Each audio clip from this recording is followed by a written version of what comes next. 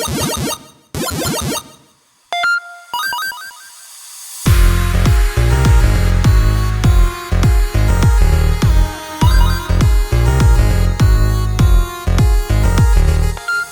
going on, everybody, and welcome to episode 5 of the Playconomics podcast, breaking down the business behind the world of video games. I'm one of your hosts, Bobby Kawecki, joined as always by my good friend. I'm Matt Mascari, and here we are talking about the business behind video games. Let's get right into it. Bobby? Let's get right into it. What are you playing? What are you playing? Tell me.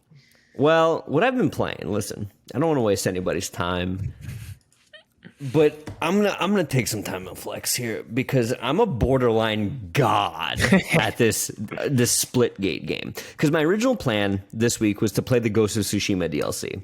Fair. And then a whole bunch of stuff came up. I didn't really get around to it. And apparently it's like a pretty meaty DLC, so like I want to devote time to it. I'm probably going to get it tomorrow from when we're recording this and play through it over the weekend, right? But I figured, hey, Splitgate, it's free. Let's see what all the kids are talking about, what all the hype is about, right? Now, I said on the last episode, I haven't played an arena shooter since probably like Halo 3, which was the last Halo game I played, right? Mm-hmm. So I downloaded it. And as someone who's been predominantly playing Warzone and like being cracked out at Warzone, like slide canceling, I'm jumping, this feels so much slower that it's almost unfair because I feel like I'm going at Warzone speed within Splitgate and I'm just decimating people. Are you using the portals? Yes, and I don't understand why people don't. It's literally like a core concept of the game and one of the most fun parts. Like it's definitely core. I feel like I'm one of the only people who, I mean, granted, I haven't unlocked ranked yet. So you're in bot lobbies. I'm not in bot lobbies. You're in bot lobbies. I've played long enough where I'm not in bot lobbies. Okay, I'm making people cry. Is what I'm Share doing. your KD. I will. I'll post it on the screen. I said you the photo because you're playing a bot. If you were 3, if you have a KD of 3, you're playing in bot lobbies. I guarantee it. I don't. It's like a 1 and change. Hold on, I'll pull it up. Hold on. You could just be bad. You could just be bad. I've played 5 games and I won all you're 5 in games. Bot lobbies. I have a KD ratio of 1.88. Honestly, get on my goddamn levels. Okay? I've had 8 double kills, 1 triple kill, 1 quad kill, 30 assists because I'm a team player and I'm here to help everyone, right? Jesus. But back to the portals. What I don't understand about this game is most of the map designs is portal on your side, clear marker of portal by the other team's spawn. So within the first minute of the game, I've just created a direct line behind the other team. Pretty much, yeah. And nobody's using it. What I would love to see out of that game is the 2v2 arena, the ranked mode, I believe is 2v2, and high-level competitive play has to just be disorienting. Like, just their sheer movement has to be insane. I can't, like, that's my thing. I want to get to that place because I know I'll probably get motion sick. And I don't get motion sick, but I know, like, there's been some, like, the stadium map. If you've ever played, like, if you've played it, you know the stadium map. When you shoot the portal across the field, the other thing is, like, on, like, a slant, right? So it's like you shooting on a flat wall and the other one's, like, on a slant. So when you come out of it, you're like, ooh. And I'm like, oh, no. It's like watching Gravity. I know exactly what you're talking about. You know exactly. But I love it. And I jumped into a game just like for shits and giggles of Warzone, like literally right before I played Splitgate. And I was like, this is fun. But I've been playing the same game for a year and a half, basically, with Warzone. Like, I'm ready for a change. And with, like, even with the Call of Duty Vanguard, like I said last week, I'll probably buy it. Like, World War II Call of Duty is fun. But I could have just kept playing the Modern Warfare remaster when that came out 2 years ago. In my opinion, that is the best Call of Duty. Okay. We've ever had. Like, everything was just so on point. The multiplayer, the story was badass. Like, everything was great. But mainly Splitgate right now. Probably, I know I've been saying for a couple weeks ago, Ghost of Tsushima. It's happening this week. next week, I will give an update on Ghost of Tsushima. That's what's happening. That's fair. I'm putting my flag in the ground. What about you, bud? What's going on in your world? I played a little bit more Splitgate. Okay. Just because I'd given it the original, like the first day, it was okay.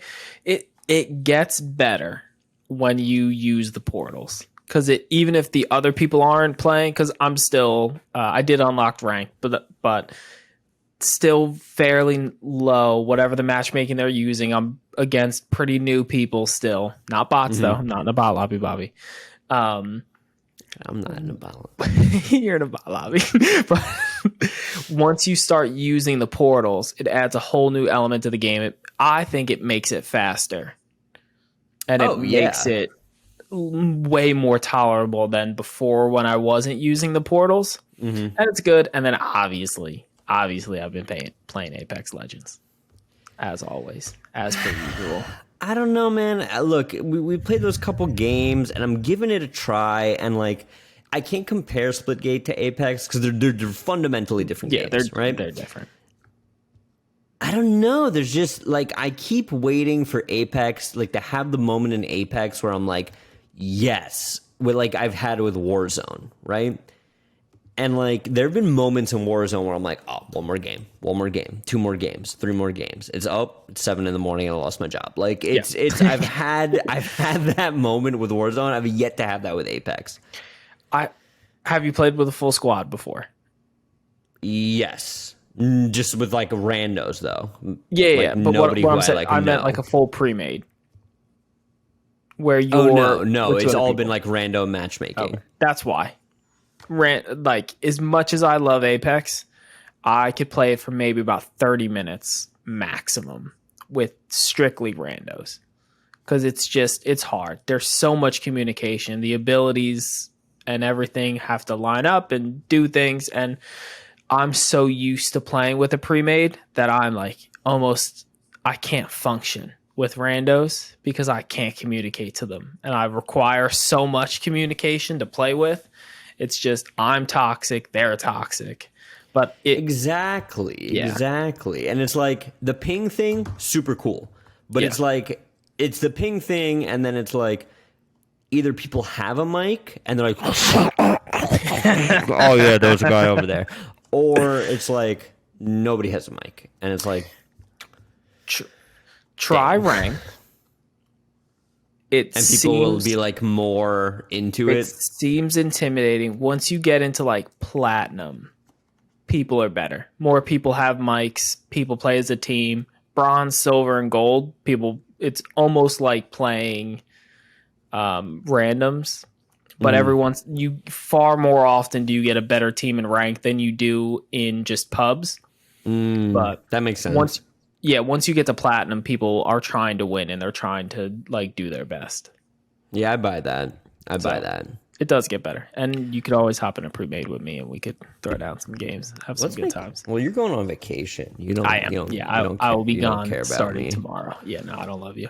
You better pack your goddamn water wings, bro. Half New Orleans is underwater. The New Orleans part of my trip did get canceled. Yikes. Rip in peace. It's all right. I will not make light of a natural disaster. No, it was really like I saw, to be honest, even just my commute into the city today I didn't go into work because I got a text message saying that, the road going into the office is just gone. Like it's just underwater. You would have to take a jet ski to work? Yeah. So I was like, if that's what I'm like here, I could only imagine what's going on. It's horrifying. It's horrifying. But I'm sure New Orleans will bounce back in like a week and there'll be people throwing up and going nuts in the streets. And I'm sure there's a bunch of charities that we can find to donate that we'll probably list on the channel at somewhere at some point, maybe in one of the descriptions on the YouTube video. Maybe. Seems only like if the charity sponsors us. We'll sponsor the charity if the sponsors. We scratch your back. Let's try to get sponsored by the French Quarter. Listen, if Playconomics episode 6 isn't sponsored by FEMA, we've done something wrong. The Red Cross just sponsors us. You've got all these other podcasts out here. Oh, I love my Blue Apron and my Casper mattress and my Manscaped and my Cuts t-shirts. And we go, brought to you by FEMA. And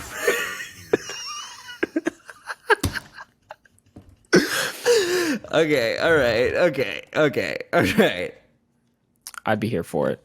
FEMA, you're welcome. FEMA's great. Stop distracting me from asking you about your Dark Souls 3 run. I haven't played. I know. I'm doing terrible. Kind of sounds like you're giving up on it. I wouldn't say I'm giving up. I would just say that I would, because that's exactly what it sounds like is happening. Listen, it has been a very long week at work, and I've been playing fun games that are enjoyable. And right now, that's not Dark Souls. So let me explain to you what I'm hearing. Okay. Okay. Because you're talking about fun games. This is like when you first start drinking, right? And you're like 18, you still can't drink, but you're drinking, and you're like, oh man, 21. Look at these Mike's Hard Lemonades. Aren't they fun? And then at some point around like 22 or 23, you have your first shot of whiskey, and you're like, this hurts, but I like it. And that's when you become a man. And that's what you'll have, that Dark Souls whiskey moment at some point where you're like, ooh, this hurts so goddamn good. I can't put it down. I hope one day that Dark Souls hurts me so good, because right now it just hurts me so bad. It just hurts you bad. It's just that sting. I literally go to bed angry after playing Dark Souls. You're starting to learn. You're starting to see the way. It's all right. I gotta go cool off. Oh yeah.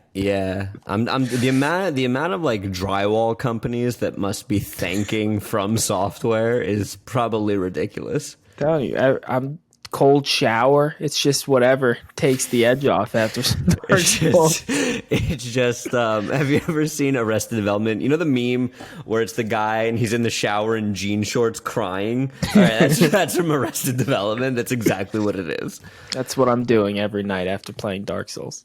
But enough sobbing in the shower, Matt. Enough of what we've been playing. I know I say this in every week, and I don't want to overuse it, but goddamn, what a big week. Goddamn, what a big week. It's a week. It's been a week. We were texting each other all week, just different news articles. We're like, we got to talk about this. We got to talk about that. So without further ado, we're going to jump into the first topic here. And if you don't mind, I'll tee it off.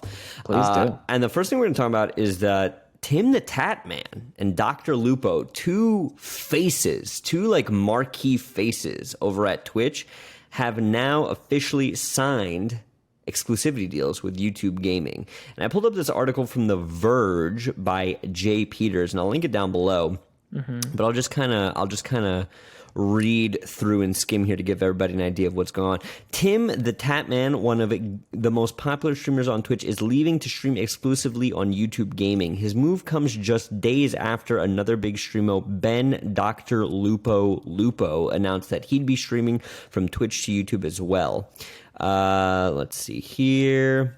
And there's a quote in here that's real interesting that I want to pull up, because it's basically like, I'm moving to YouTube, I'm moving to Twitch. But then he said, when I started, I had no family obligations. This is Timthetatman talking about Twitch. Yep. So I could stream a lot of hours. The reality is, now that I've got my wife and son, it's hard for me to stream as much as I did beforehand. Lupo, in an interview with the Washington Post, similarly indicated that his YouTube gaming deal would give him more family time, and he said that the deal was presented with a sum that would secure him for life. Him for life, right? And this isn't like a B. Neither of them are like B or C tier streamers. Like, both of these people were in top 25, if not top 10, most consistently viewed streamers on Twitch. Right? Dr. Lupo and Timthetatman were both not bought by Twitch, but had an exclusivity contract with Twitch. So for them to say, and again, neither of them listed the price, and I'm sure there's like NDA'd up the wazoo in terms of keeping that under wraps. But in terms of secure for life, right? Secure for life is something to somebody who is working a 9 to 5 kind of thing. and has that perspective of it. And then there's secure for life as somebody who's been grinding at this and achieved massive success like these two people have. So their secure for life is in a whole other stratosphere, which is very interesting, right? And YouTube has a couple of other people. They've got Courage, who is signed. They've got Valkyrie, who is signed. And they've got Doc. Doc's not signed with anyone yet, right? And from when we're recording this, I'll touch on Doc again. But first things first, how much do you think these deals could be worth? Real hard numbers, keeping secure for life in mind, right? I think they have to be in the multiple millions, because I feel like when you hit the $1 million plus, and when you keep it under 25, if you keep it under 50 million, but for this window I'm talking 1 to 10, that's not, it certainly can be, but it's not generational wealth. You talk about some of the sports people like Pat Mahomes, Tom Brady, they have generational wealth. Their family won't need to work for generations. They could live off of that money. Then we talk about $1 million to 10 million, where you're in the, I probably will never need to worry about money, but if I'm not responsible with it, you could blow it real fast. You could blow it you could. Pat Mahomes is not blowing his $500 million contract quick. Yeah. But $10 million, if you were bad about it, and $10 million seems like a lot of money, but you could spend it very quick. It's the whole principle with the people that win the lottery usually go broke within a couple of years because they're poor at managing money. So I would say somewhere between the 1 and 10 million area. I'm going to go a little bit higher. I would say between 10 and 20. Okay. Simply because of what was Ninja's deal with Mixer way back in the day. Mixer deal value price. Because I think that's very telling. 50 million is what Ninja got from Mixer, and that's from Video Game Chronicle, and I believe them and I like their stuff. And Shroud, who also went to Mixer for a brief period of time, got a $12.5 million contract. So from the jump, they're already over 10, right? So nobody's gonna go below that when that's the general asking rate within the market and within the ether. Yeah. I think more than 10. I don't know if either one of them has the brand that Ninja, I'm more familiar with Timthetatman than I am Dr.Lupo. I think I've seen Dr.Lupo stream once or twice, and I've always kind of seen him stream in conjunction with other people, right? Gotcha. But Timthetatman I know has a big brand. He's got a Bud Light Seltzer sponsorship. Dr. Lupo's on the Gillette commercials. They're both big enough people where, I don't know. I would say minimum 20 for Tim. And just because, again, I'm only talking out of my ass so much here, I would say 20 is the start. Because, again, set for life. I don't think either one of them is putting up a $50 million Ninja contract when he went to Mixer. I just don't think so. Does YouTube have the money to do it? Yeah, certainly. And if their long-term plan is to, really start poaching people from Twitch and building out YouTube gaming into something that can be a real competitor, then yeah, you're overpaying ridiculously. All right. Let me phrase it to you in another way. See if I could bring your number down a little bit. What would you think if they're signing a $20 to $30 million contract? How do you think they pay that out? Do you think it's over years? Do you think how much of that is signing bonus kind of thing? What are we talking about financial? Do you think they're incentive wise? Because I'm thinking that it's going to be a signing bonus up front, and then most of everything else is going to be incentive based. So see, I'm with you there for a little bit, because to me, there's two ways that this can go. It's either you've won the lottery and then you either choose lump sum or I don't think so. Or payments over time with the contractual obligation that you will not stream anywhere else for a certain amount of time, and you will do X amount of numbers for streams, right? Ostensibly, you've just gotten a big paycheck up front from YouTube. The second way, that I could see this happening. And again, I don't know the intricacies of this, and I would love to know. So if someone out there does know, please write in, tweet, either of us. Give us a link in the comments. Yeah, is almost like how record deals work. Do you know how record deals work? Hit me. Refresh me. It's basically like a loan. So if you've ever worked a sales job where there's a draw, right? So like some sales jobs will be commission, and other sales jobs you'll have a draw. What a draw is basically like a loan-based salary where like, you know, you'll see a lot of where they're like, hey, we'll give you 70 grand a year plus commission. But the fine print there is you don't make $1 of commission until you make 70 grand worth of sales. Yeah. So you ostensibly have to pay back the draw. Yeah. And that's pretty much what they do in record deals. It's like you'll see people come out and be like, yeah, he got this big record deal, he got that big record deal, but then at some point you have to pay the record label back. It's like it's basically high profile loan sharking when you think about it. I mean, I could see if you're going that way, I would think it would pull back. You're right that I think the total value would be higher, but I don't think they're making that much money off of it then. Well, see, this is why I'm split. Because when Ninja and Shroud went to Mixer, and then Mixer shut down, they took the whole bag, left, got the payday, and went back. So it's like... Yeah, I feel like that was a contractual fine print. Like, I don't think Ninja or... Like, I don't think they would have taken that risk. Because they knew that Mixer was iffy. Because it wasn't Twitch. So, like, they needed to guarantee their money. So you think they asked for lump sum? Yeah, not even lump sum. I think they were guaranteed their money. Like, I don't even think it didn't need to be lump sum, but they were guaranteed their money regardless of performance because they were making such a huge gap. I think now that streaming is a little more pop culture than it was at the time, and we're seeing a lot more people make money on it, and we are seeing that competition between Twitch, YouTube, Facebook gaming. Now there's a little less control on the streamer's part and more on the service part, where they can get a deal that might be in that draw contract kind of way, and they can get a deal that might be a signing bonus and incentive based instead of that guaranteed money. So I guess that kind of leads me to the next point I want to make is this is a big deal, right? Yeah. Because this is Twitch is in a bad place optically already with all of their DMCA stuff. They did like a strike. People were not streaming on Twitch for a day. Like they basically went on like a Twitch day without Twitch. Yeah. So Twitch is already in a rough spot. And then to lose two of arguably your biggest names left on the platform, like yes, Ninja went back to Twitch, but Ninja had his pop. He made his money. He's living off his Adidas. Ninja's streaming for fun now, right? Yeah. Like if all he did was get the 50 million for Mixer and then never streamed again, the guy's like streaming to keep himself busy. Yeah. So what, like, to me, because you saw a lot of other streamers also tweeting, like when like the news got dropped, like Doc tweeted like green snakes, purple snakes because he hates Twitch, and like Cloaksy and like XQC like tweeted a couple things like. What if like someone like Nick Merckx leaves Twitch? You know what I mean?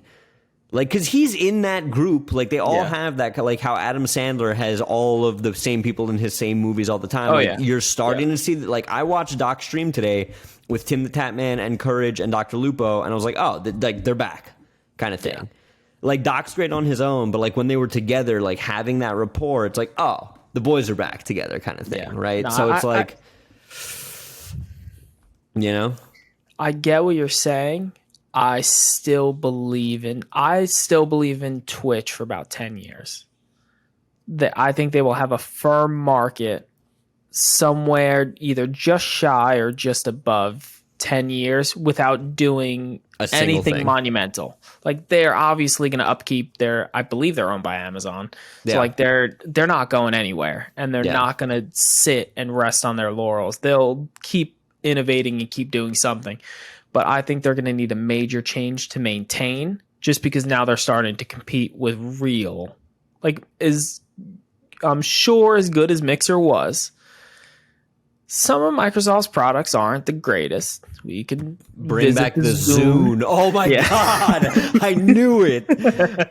Justice for the Zune. It's they have their hits, they have their misses. and they clearly have a lot more hits than misses. But I wasn't surprised when Mixer went under and Mixer stopped being a thing. Would I be surprised if YouTube went under? Like if YouTube streaming platform suddenly went away? Yeah, I would be really surprised. See, I see a world where it's much more likelier that Twitch goes under than YouTube, based specifically on the fact that Twitch only does one thing. Yeah. Twitch only does streaming, and 80% of their public perception is streaming for games. Yes, there's the art streams and the hot tub girls and this and that and the other thing, right? Yeah. But YouTube has videos, has this, has that, has YouTube TV. YouTube TV. They've got a YouTube TikTok Red. competitor, right? Like they have enough legs on the table where if one gets knocked out, the table's not going over. Yeah. Whereas with Twitch, like it's funny, like they're very yin and yang in the sense that like Twitch has everything that YouTube needs to be successful except for the streamers and the discoverability, because I think that's the number one thing that Twitch doesn't have is discoverability, right? And it's very hard to discover live content. Like I think it's very hard to close people from like a content buy-ins perspective when you're streaming, right? It's also hard to find Twitch. I feel like YouTube is it's ingrained in society at this point, and it's known for so many other things. Twitch has that very niche live gaming, long form content that people wouldn't necessarily go there. And when you're a 6 to 7 to 8-year-old kid, you're not going immediately to Twitch first. You're going to be on YouTube. Exactly. And that was going to be my next thing, why discoverability is so important and why I think that is the number one thing that YouTube has, because you could be a kid looking up how to build in Minecraft or like had better strats at Fortnite, and a video will pop up in the recommended, hey, best Fortnite kills, and you click on that video and that person happens to be streaming on YouTube, and then closed right there, full stop, you've got them. Whereas with Twitch, it's like you're sorting through people, and unless they're a person you know or you've seen their clips somewhere else, like it's a hard value prop. So I guess my question is, what does YouTube need to close that last mile? To like, is it getting more people? Is it building out their live streaming infrastructure? Because it's not a very good one, right? Like they have subs, but they also memberships, but it's not as feature rich as Twitch, right? Like, what do you think YouTube needs? I think they need exactly what they're doing. I think they need the Dr.Lupos. They need the Timthetatman. They need the Dr. Disrespects. They need to steal and poach to get those big names because they have the infrastructure. They have the discoverability. They have all of those things already set up that all they need is the big names to just get Twitch's captured market, and then you'll never need to go anywhere else. Exactly. And I think it's the same thing that Amazon did with online shopping. They got you in, and then once you didn't need to go anywhere else, why would you?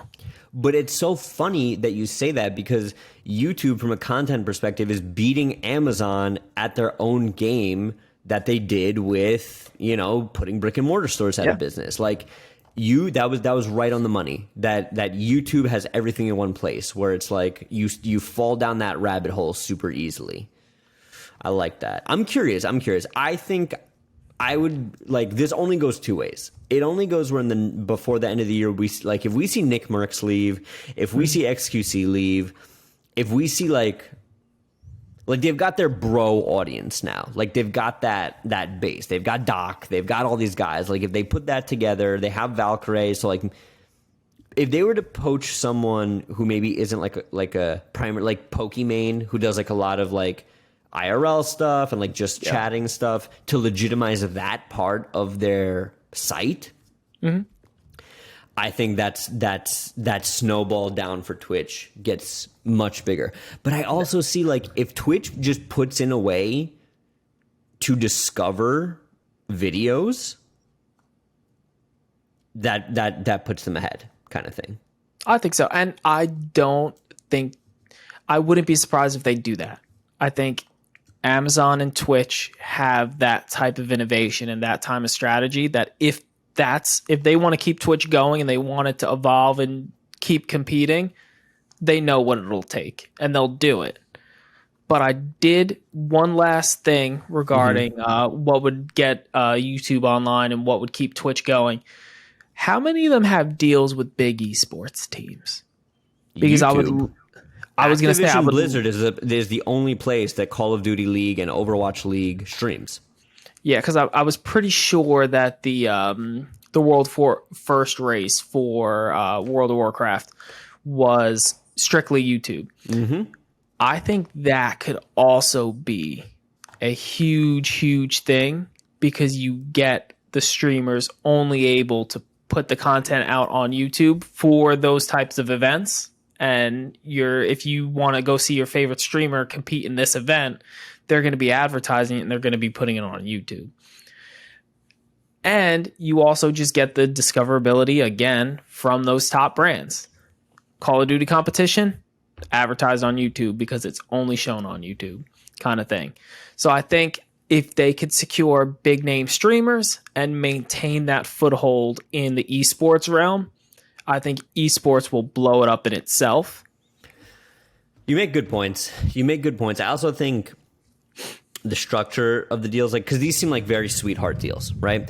Like both Timthetatman, not even like monetarily, Timthetatman and Lupo were like, yeah, I have a lot more time with my family. Like I'm streaming here, but I'll be streaming less. So that to me says that like this was a sweetheart deal where they were like, hey, you stream as much as you want, but only stream here kind of thing. Yeah. Right. So that's where we're at. We'll keep an eye on this. I think this is very interesting because I think YouTube to me is the only real competitor that could put Twitch out of business right now. I don't think it's going to be Facebook, and I don't think it's going to be some third party random service, right? Like the brand recognition and just like the market space is so dominant with Twitch. Like YouTube wins, like YouTube even has a chance, rather, just by nature of how big they are, right? Like they can. Yeah. Twitch has the clock, but YouTube has the time, if that makes any sense. Yeah. Like YouTube and Google have a lot more money to burn and time to wait than Twitch does.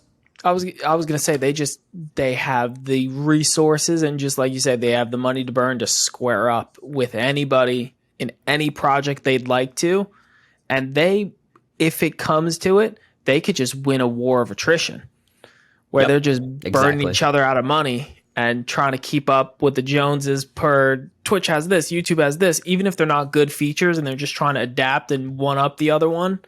YouTube wins that fight every time. Every time. So we'll keep an eye out on that. I like it. That was a good topic. I like that. I like it. Keep the Twitch YouTube drama coming. Because boy, is it juicy. Speaking of juicy, Matt. Speaking of juice and refreshing, thirst-quenching beverages, why don't you bring us to our topic number 2 that we're talking about? So the reason I have been playing so much Apex Legends this week and avoiding Dark Souls is because while I was on Instagram the other day, I noticed a nice little advertisement, and it brought me back to those cringy middle school days, punching drywall, being named Guile, and drinking an ice cold Monster Energy. Green too. Oh boy. Green Power. You gotta love it. The original, the OG. However, Apex Legends is currently running a promotion with Monster Energy where you get a special in-game badge that reacts and adapts to how many cans of Monster you register with Monster.com. And I need to purchase 60 of them. And I'm strongly considering it. So 60 gets you the badge, and then from there the badge changes predicated on how many more cans of Monster you buy after 60? Is that what I'm understanding? No, so it's either 1 or 5 gets you the original badge, and it's just a green outline badge with a green can in the middle. Okay. When you get to like 10 or 15, they throw some lightning bolts on it. Because you're dead and they have to resuscitate you. Yeah, and they just keep adding more and more like moving pieces to the badge, and it looks really cool. They have other things. There's in-game cosmetics and battle pass rewards and everything like that, but I don't care about that. I care about my sparkly green lightning bolt can badge that no one else will have. And if anyone does have, we know that we have a swimming pool full of Monster Energy that I will be staying up for days and days. You'll be dead. You'll be dead. Oh, yeah. Yeah. My heart attacks will have heart attacks. Basically. Can you take like 2 steps back? Because it sounds like I'm in the middle of Hurricane Ida. And you're like eating. Yeah, don't do that. This isn't the ASMR. I gotcha. I was really excited about it. I could see that. I see that. That's great. No, what I will say is, as someone like, I dabble in energy drinks. I like the white can of Monster, the sugar-free one, I think it is. You know what I'm talking about? That's the one I like the best. Whatever. It's gross. Anyway, I like G Fuel, sugar-free Red Bull, but I'm a coffee guy. You know that. I'm a coffee snob. Too. Like, yeah. Big coffee. So would not be drinking energy drinks if it wasn't for this badge. If it was, love me some coffee. But this is cool. This is like the next frontier to me of integrated product marketing, where like we've had like the Taco Bell, buy a chalupa and get a PlayStation maybe, which is cool, whatever. Like Doritos, the snack of Call of Duty. But this is like an actual, this is probably the most innovative version of integrated marketing I've seen since the Valorant beta. You remember the Valorant beta? So what the Valorant beta was you couldn't get access to the Valorant beta unless you were watching a streamer stream Valorant, and then you were randomly selected if you were in the chat to get a key to the beta, right? So it's a brilliant. I did not know about that. That is genius. Like absolutely genius way to get people consistently watching and buying into your unreleased product, right? And I don't know if this is on the same level, but it's in the same game. Like it's in the same ballpark of like, oh yeah, you have like a way that other people can identify. Like you said, like, oh, does this guy have the lightning bolt?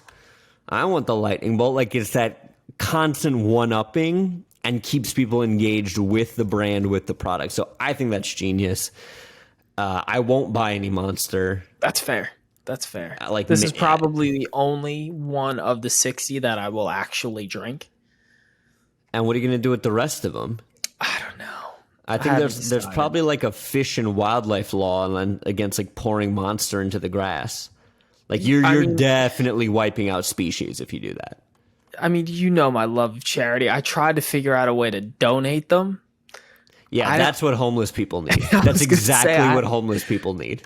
I haven't figured out if anyone knows how or like just where I could donate Monster Energy. There's got to be like a youth skate park. Leave them outside like the locker room of like your local gym, and just leave them there. Oh no! Yeah, I'm telling you, I'm gonna go to a skate park and just hand them out. I'm not gonna do that. 12-year-olds today be like, is that vegan? Is that Monster cruelty free? At which point you full force launch the can of Monster. I was gonna say it says release the beast. It doesn't release sound the beast. Oh man. Oh no. But just as a disclaimer, I believe this is not sponsored by EA. So I'm not really sure how. Yeah, purchase unlock. EA is not a sponsor. I don't actually know. Oh, I guess it's just Respawn then. Respawn is EA owns Respawn. So no, it's probably like a rev share thing, not a sponsorship. Like for every because that literally means not a sponsorship. So if whatever, how much does a can of Monster cost? $3? Yeah. So whatever, $10 goes to EA. Basically, it's like a rev share thing. It's not a. Like everybody wins. Monster sells more cans, more people play Apex, everybody's happy. Yeah, the only reason I could think that it might just be a Respawn exclusive thing is I think Respawn is given pretty free reign to act and like autonomy to Espawn for things like that, or to EA for things like this. But I think what you're saying is probably right, where they're not sponsored, but they're doing some type of revenue share. Collab, yeah. Yeah. Oh, that's Monster Energy drink. I wish you, your liver, your kidneys, your heartbeat stay regular. I wish you the best in that, good sir. Is there anything else you'd like to add to the Monster Energy brand collab?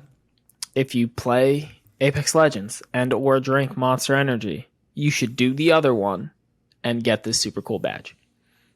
Or just Google it. Just Google the badge. I'll try to put a link somewhere on our social media because it's really not that impressive.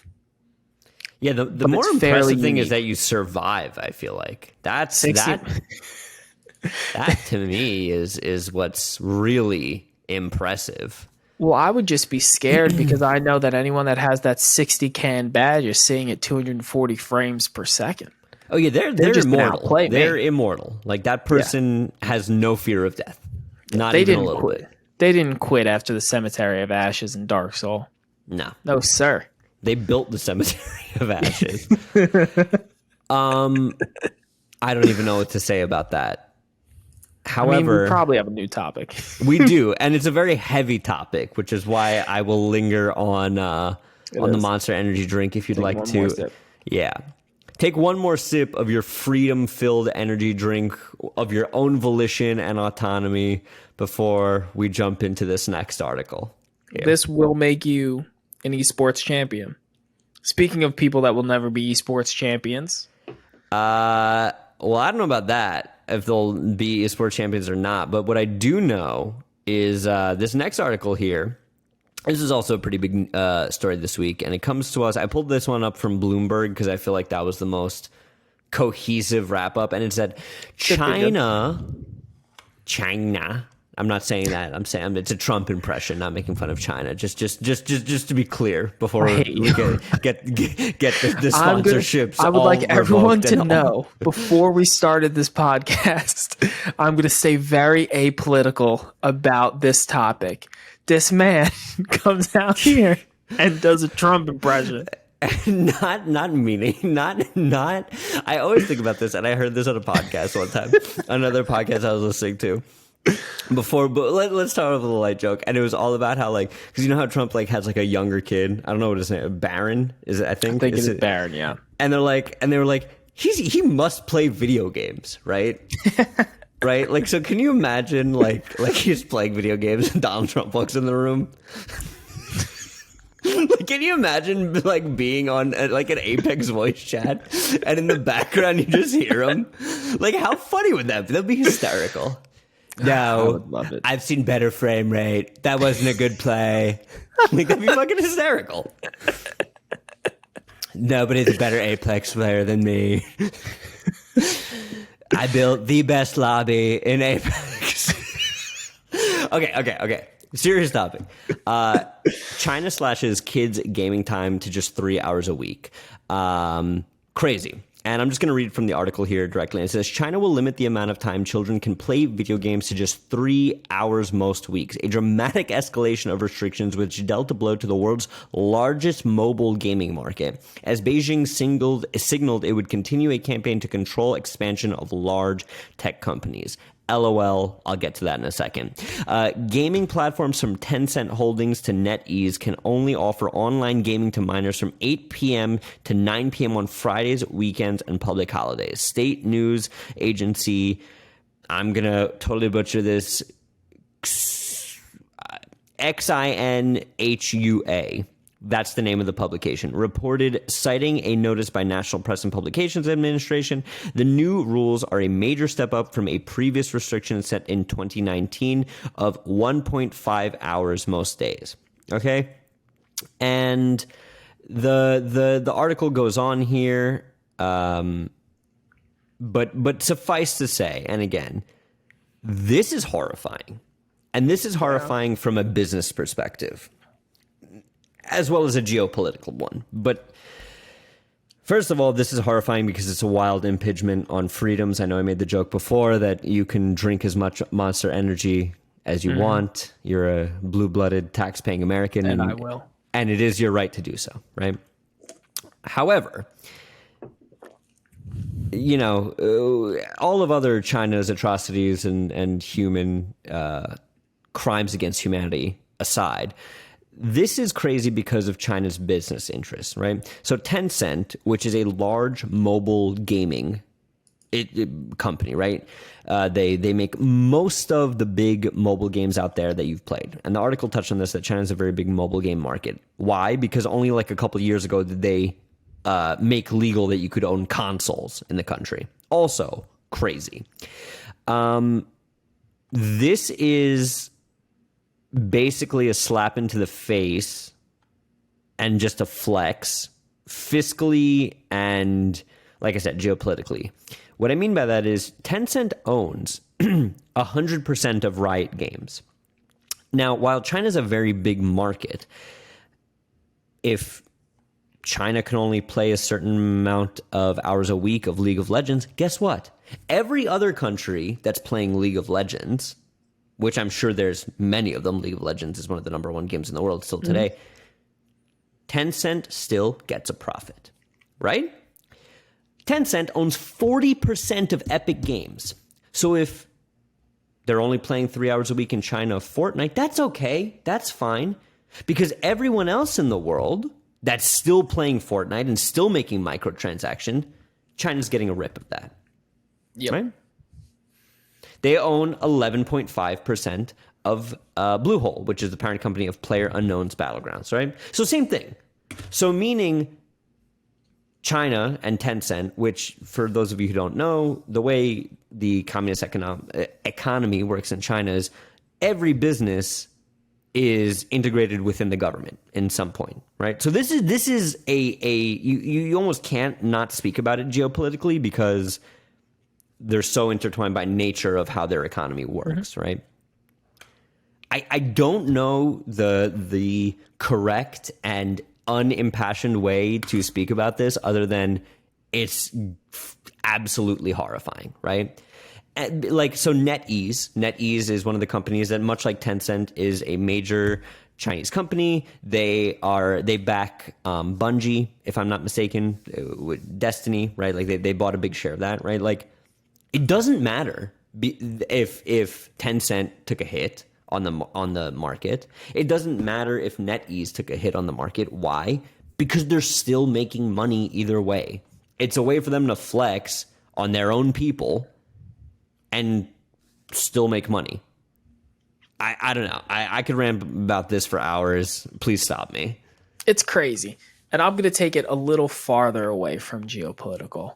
But just I'm going to try and rationalize why they did it. Okay. In any type of theory, why would you do this? And how could you mark it as actually being a good thing for society as a whole? Because I think the way it has been imposed, bad. Can't take away people's freedoms. We both live in America. We love freedom. Limiting video games, I don't agree, but I could see where they're coming from with it due to all of the things that video games are correlated with. Not caused, correlated, and tried to be implicated on. But I could see the So what do you mean by that? Like health issues or like kid plays violent game, kid is violent kind of thing? Is that what you mean? Not even that. It's just it does go into that, but all of just the like social skills and dependency that children have these days on mobile devices and different electronic devices, largely in part because of social media and the gaming industry. So I could see trying to limit that in a different way, but I see where they're coming from. And I'm kind of interested in, is there a positive way to do this where we rein back the amount of times that kids are playing video games? Because I do think they're playing them too much. And I think there is, in our generation and the generation that came after us, we're seeing kind of a dependency and an addiction to video games and stimulus just that comes in that type of form, that immediate instant gratification feedback loop that video games tend to reward. How do we pull that back in a not going to a 3 hours a week government mandate? Love to get your thoughts on that. My thoughts on that are simple, because I agree with you in large swaths, right? Like, are people and kids and kids especially way too dependent on technology? Yeah, like I'm baffled whenever like I go out to eat and I see like two people eating and like kids are like with an iPad at the table, like a restaurant, right? Like that to me is out of control and wild. But it's out of control and wild to me for the simple reason that the kid didn't give himself the iPad. There's parents, right? So how do you control kids playing more than 3 hours a week of video games? Good parenting. Unplug the PlayStation, right? Yeah. And that might be like a super controversial thing because some people, both parents work and not everybody's home and everybody's got a different family situation. Cool, great, I get it, awesome. But at the same time, the buck has to stop with someone, and the government saying that we know better and we know what's good for you, I agree, is not the way to do it. Number one. Number two, we've had stuff like this happen before, right? This is why we have age ratings on the box. This is why we can't gamble, drink, or smoke or play lotto past a certain, like up to a certain age, right? So is there a way to do this? Sure. But we've done all those ways, right? Like this to me, like there's no half measure with this, right? It's either putting the onus and putting the responsibility on parents, because that's literally who it is. Because this game isn't, because this article isn't about adults, right? It's about kids. They couldn't get it. Yeah, it's about kids playing too many video games, and we have to establish the fact that the kids didn't get the video games themselves. Like, right? Like, so that 6-year-old can't go buy an Xbox. But exactly. And like, so that's when you hear about all these, like, you see these crazy articles where it's like, oh, kid buys $400 worth of coins on Candy Crush. It's like, why does your kid have access to the credit card? Yeah. Like, how does he know your iTunes password? So like, that's my point with this, right? Like, because what I said before stands, like, there is no, like, you can't be a little pregnant on this kind of thing, right? Like no, because then it's stupid, because the way that looks is like the same thing when they tried to ban, like, encourage people to get healthier a couple years ago in New York by banning large sodas. You remember this? You remember this nonsense? Yeah, vaguely, yeah. Like, as stupid as this sounds, you're only hurting yourself. Your own, like, if you're making that active choice to go out and get that large soda for whatever the reason is, right? And the benefit of social media today is it's a double-edged sword where you have enough resources to know that that big soda is bad for you, right? It's the same thing with video games, right? Like, you're a parent and you're home and your kid hasn't done their homework, or they dropped the ball at school, or this, that, and the other thing. Take the goddamn PlayStation away. Like, I don't know why this is such like a, how do we fix this? Unplug it. Start there. And that's what scares me. The fact that it is clearly a unplug the PlayStation, or take away the PlayStation, take away the Xbox, get rid of the computer, deinstall the game off the computer, makes me fearful that this isn't a ploy to help children, because that's obviously the answer. So like, that's where we get into like the cynical side of what is this actually for then, and we have to think of all of that. I have my own tinfoil theory, is that they don't want any esports people coming out of China anymore. And you can't, if everyone under 18 years old can only play video games for 3 hours a week, how are you going to get relevant esports characters? You know, I never would have thought of that, but that is such an interesting topic, especially considering the whole, because it was it was an esports guy who with the free Hong Kong thing, right? That's wildly interesting. I never would have thought of it from that angle. Because you get a huge media platform that you can get, but now you have to wait until you're 18 to start. And like, imagine if you took any other professional like athlete And made them start at 18. At 18, wow, they'd never be able to do it. This is the Charlie Day at the, you know what I'm talking about? The meme with the, oh my God. I have the beautiful mind things all over the place. You just, wow. I mean, that's still horrifying. And I, yeah. I mean, that kind of strategic planning just to not have esports people. I mean, I could go for hours on the horrors and atrocities committed by the Chinese Communist government, but I digress. What I will leave this topic with is, you touched before on like the instant gratification of video games, right? And except for Dark Souls. No, even nope. Dark Souls is a perfect example, and I'll explain why. Bring it back. Take whatever, Little League, right? Like take like Pee Wee baseball. How many times is one kid at bat in Pee Wee baseball? Twice a game? 3 times maybe? Yeah, I think high is like 3 to 4. Okay. You're hitting at bats. So imagine you train, you practice, and then I'll even give you the high end. You only get 4 chances to do something right. And if you mess up, you have to wait a week to try again. Yeah. With Dark Souls, it's like, damn. All right, well, I'll just run again. Fair. So I think that has something to do with it. With that, like, there's the downtime that you have to live with failure is much less in video games, if that makes any kind of sense. No, I agree. I totally see where you're going, where like, is failure, it's still there. Like, you do have that sense of failure, but it's way shorter lived. Because you just have that new, like, it's just another life. It's just, you just do it right again. Like, it's not, unless you're only playing for an hour a week.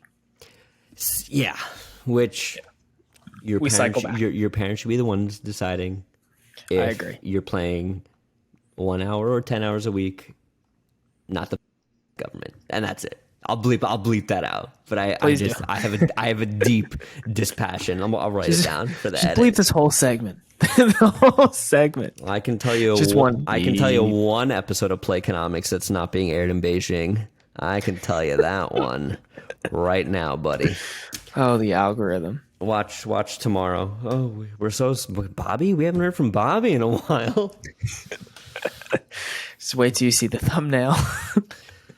Breaking rocks in a Chinese labor camp. Anyway. Let's bring this bad boy in for a landing. We've gone almost an hour here. We've taken up a whole bunch of these good people's times. Oh, yeah. Matt, what's your stock pick of the week, bud?